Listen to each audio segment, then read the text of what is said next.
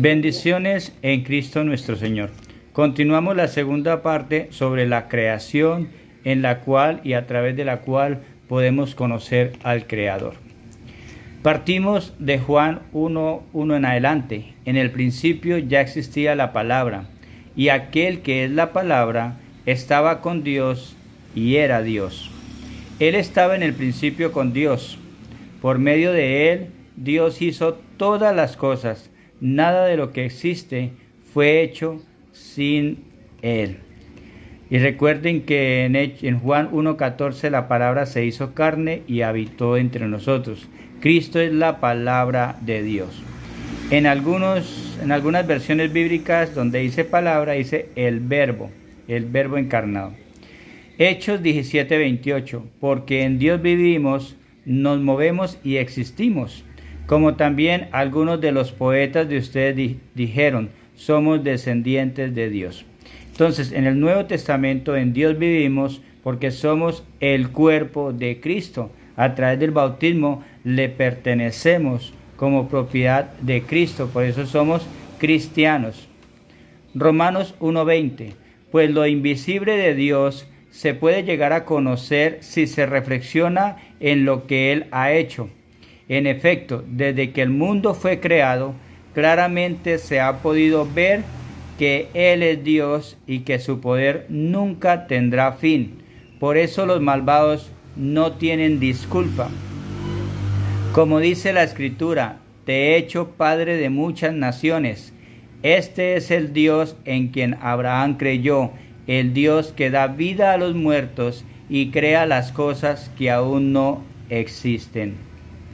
Romanos 8:19. La creación espera con gran impaciencia el momento en que se manifieste claramente que somos hijos de Dios. Recuerden que en el Antiguo Testamento los hijos de Dios son el pueblo de Israel, pero las 10 tribus del norte fueron dispersadas a todas las naciones, y las tribus del sur, donde está David, donde está Cristo y donde surge la iglesia, va a dejar nuestro Señor su cuerpo, que es la iglesia, para reunir a todos los hijos de Dios dispersos por el mundo, pero ya no como nación, sino un nuevo pueblo que es la iglesia.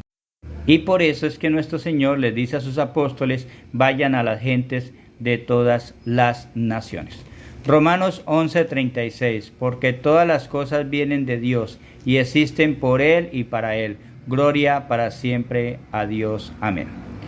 Primera de Corintios 15:28.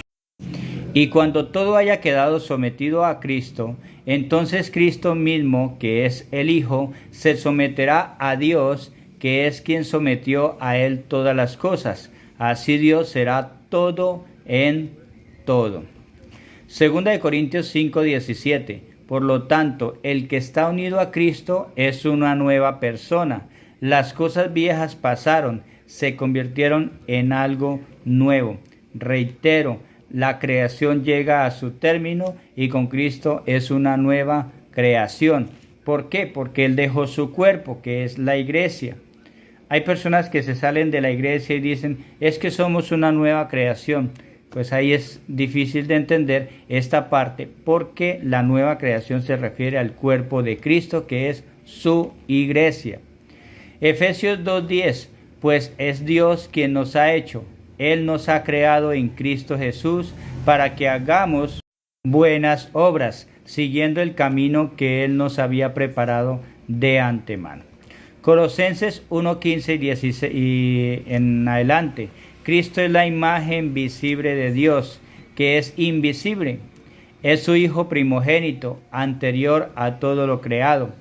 En Él Dios creó todo lo que hay en el cielo y en la tierra, tanto lo visible como lo invisible, así como los seres espirituales que tienen dominio, autoridad y poder. Todo fue creado por medio de Él y para Él. Cristo existe antes que todas las cosas, y por Él se mantiene todo en orden.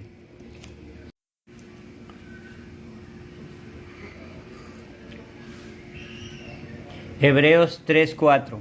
Toda casa tiene que estar hecha por alguien, pero Dios es el que hizo todo lo que existe. Hebreos 11:3. Por fe sabemos que Dios formó los mundos mediante su palabra, de modo que lo que ahora vemos fue hecho de cosas que no podían verse. Santiago 1:18. Él, porque así lo quiso, nos dio vida mediante el mensaje de la verdad, para que seamos los primeros frutos de su creación.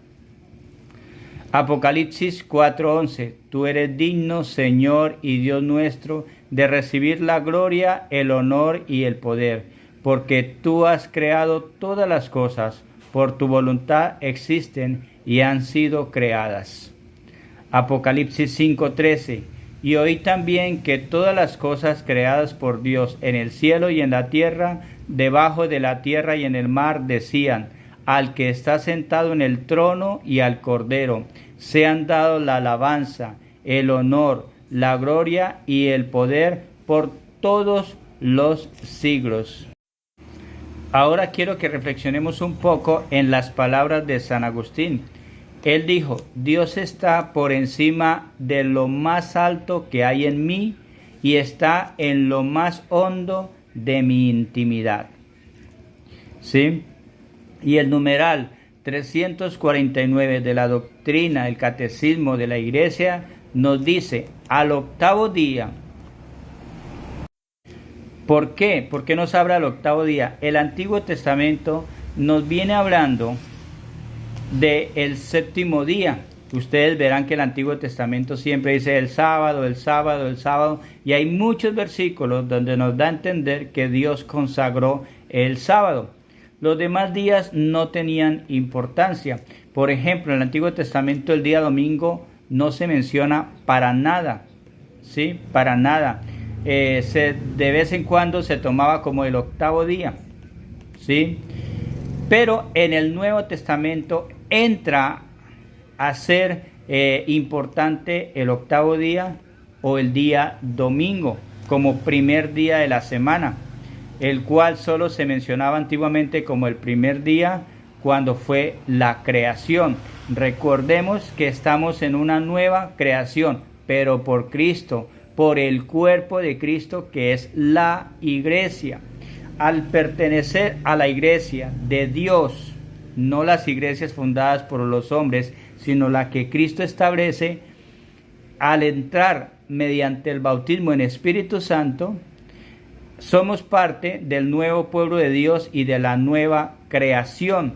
Entonces entra a ser parte, a ser protagonista el domingo, que significa Dominus, o sea, Señor, y entra a ser día del Señor. Algunas personas como adventistas han querido manipular y dicen: es que la iglesia cambió el reposo del sábado al domingo. No, el domingo no es día de reposo. El domingo es día del Señor. Por eso el Papa Gregorio XIII en el nuevo calendario dejó el sábado y el domingo, y esos 2 días no trabajamos. Antes se trabajaba de lunes a viernes y se descansaba solo el sábado. Hoy en día descansamos el sábado por la ley y el domingo por la gracia, o domingo o día del Señor.